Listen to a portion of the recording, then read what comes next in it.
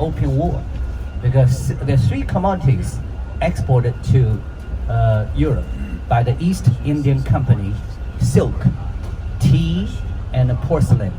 China were and not that productive. They have not much to send back, can sell to Chinese. But from India, which was a colony of Britain for a couple of hundred years, they have opium from India sent back to China under the name of free trade. But actually, it was one-way trade. They only have something from China, nothing that can sell back to us. From living in Beijing, sent official to Guangzhou, Canton, Lin Zexu, and he tried to stop the opium trade, but all those merchants wrote to the Queen Victoria, and there was even a heated debate in British Parliament. Finally, Queen Victoria said, let's resort to so-called gunboat diplomacy. So China was forced open by the British fleets. Navy fleets came here, and then China, they took Hong Kong from China. So the treaty was signed on August 29th, 1842. That day, China lost Hong Kong, and also Shanghai was open to British settlements. They were all together 5 cities: Shanghai, Ningbo, Fuzhou, Xiamen, and Guangzhou. 5 cities, all on the coast, so open to British settlement. They all came in the 1840s. They came, and in Shanghai, they took, our hotel was the former British. Now we crossed this border, and then we enter the former French. The French was not for trade, for religion. They said, we need to build a cathedral dedicated to the Saint Francis Xavier. So they opened the French area. American came because American Episcopal Church had a settlement in the north. So this is how Shanghai was divided into 4 parts: British settlement, American settlements, and the French concession. 50,000 foreigners living here, plus 2.5 million Chinese living in the city. So until Japanese invaded Shanghai in 1930, Japanese invaded Beijing, Manchuria first, then Beijing, then came south. They took Nanjing, the capital, and then Shanghai. So they came. This is how my family moved, because I was born in Shanghai, but my grandparents from Shandong province.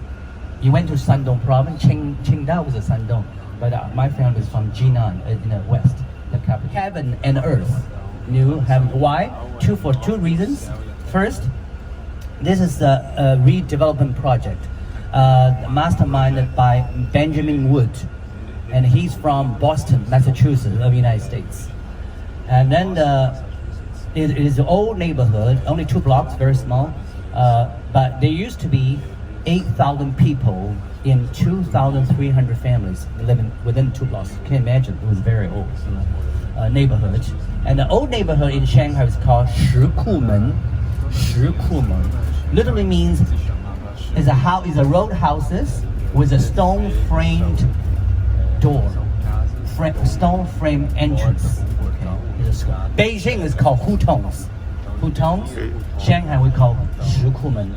80% of population of Shanghai, including me, used to live like old neighborhood like this. But these have all been there.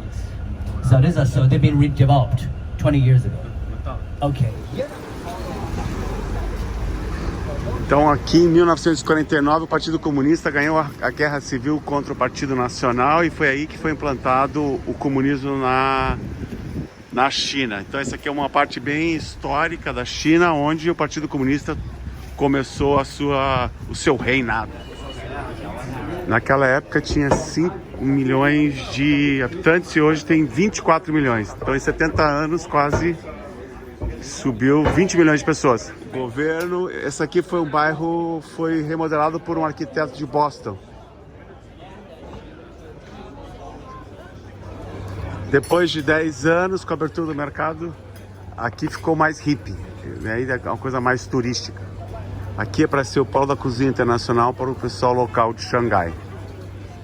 O dono dessa casa aqui é um construtor de Hong Kong que deu 180 milhões para reformar a área, e a única coisa que ele queria a tocha da Olimpíada. Aqui em Xangai tem 600 Starbucks. É a cidade onde mais tem Starbucks, 600. Starbucks aqui na China é famosa porque ela dá seguro-saúde, inclusive para as famílias dos funcionários. Então, por isso que ela tem tantas lojas aqui. Shenzhen, o novo céu na Terra. Shenzhen, dia Terra. 6 de julho de 1949, a primeira reunião do Partido Comunista aqui. Mas isso aqui nada mais parece com o comunismo. É muito internacional. Ambiente socialista, um ambiente capitalista. Mao Tse-tung, 28 anos, participou da reunião de 30 pessoas do Partido Comunista aqui.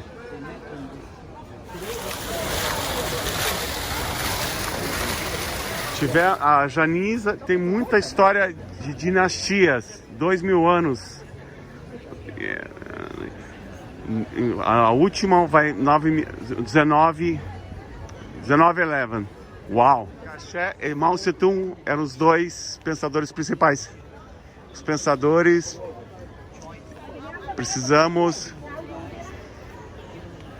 pessoas precisam ser mobilizadas, precisam de educação.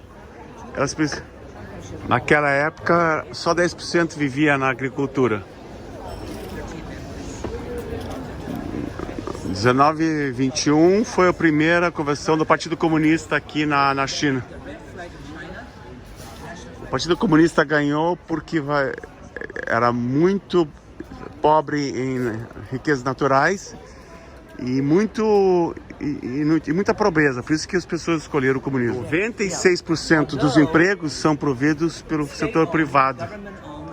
E ele falou que com Deng Xiaoping, com a abertura de mercado, teve um crescimento muito grande por causa do empreendedorismo. Então, o empreendedorismo é um fator importante aqui para crescimento dramático e enorme da economia chinesa.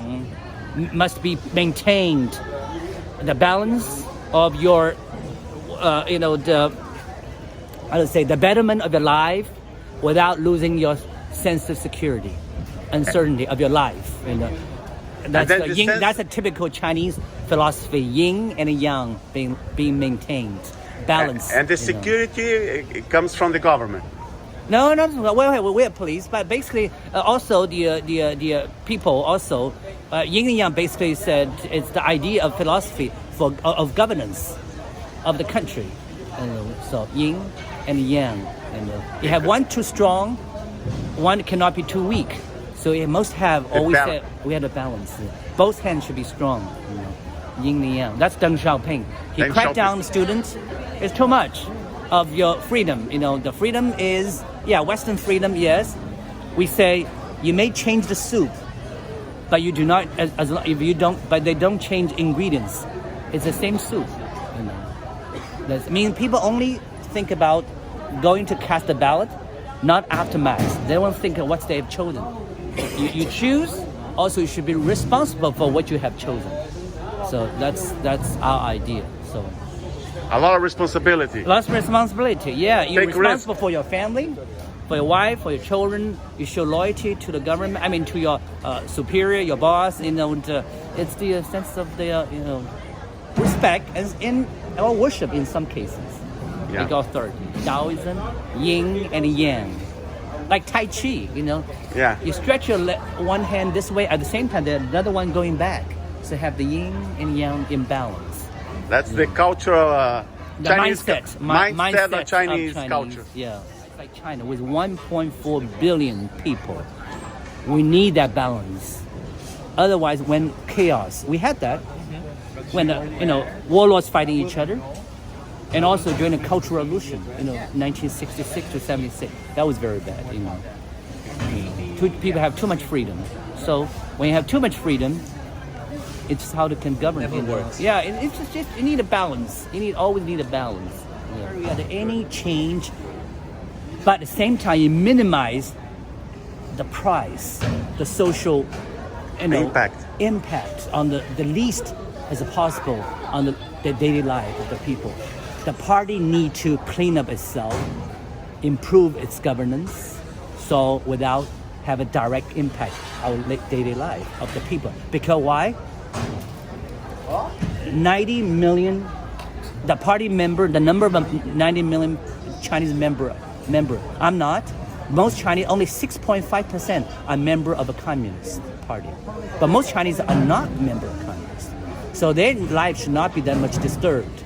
You know, they only care much about it, where I should have a job, where I eat, how I can go to travel. Good news is, Brazilian president announced this week, your government will give a Chinese tourist visa-free treatment. So we don't need the visa to Brazil. You know, that's good. So I'm thinking about going there. I mean, the travel. And spend the money there. Spend money there. You are here, we're going. Yeah. So that's good news. You know. So that's most people care about, the job, the life, travel, eating out, shopping. That's one. But 6.5% of population, they're the member of communists.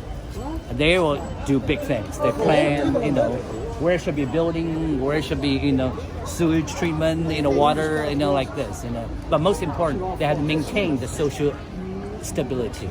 They maintain this social stability. That's the most important, I think. That's all we Chinese say. Stability comes first.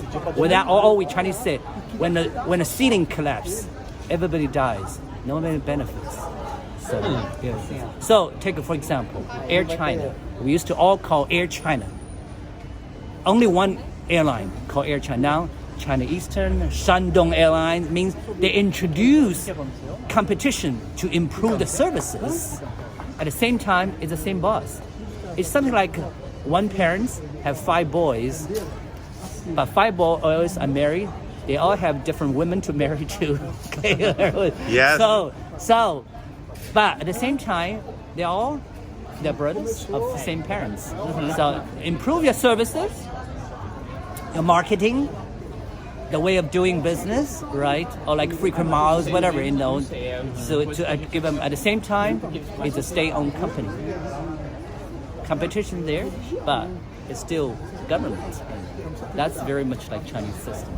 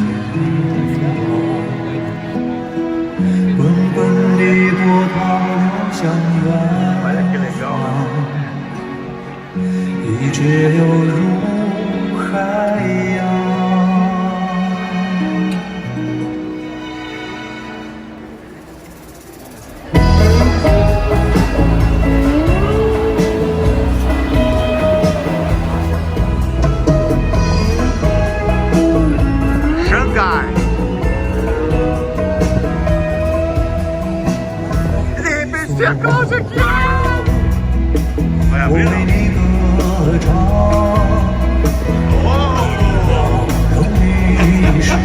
Lógico, aqui é bem estranho. Tem roupa, tem coisas de conveniência, tem coisinhas pequenas, mistura de tudo. Estilo de vida, é o estilo chinês, ó. Olha! Ah, é verdade.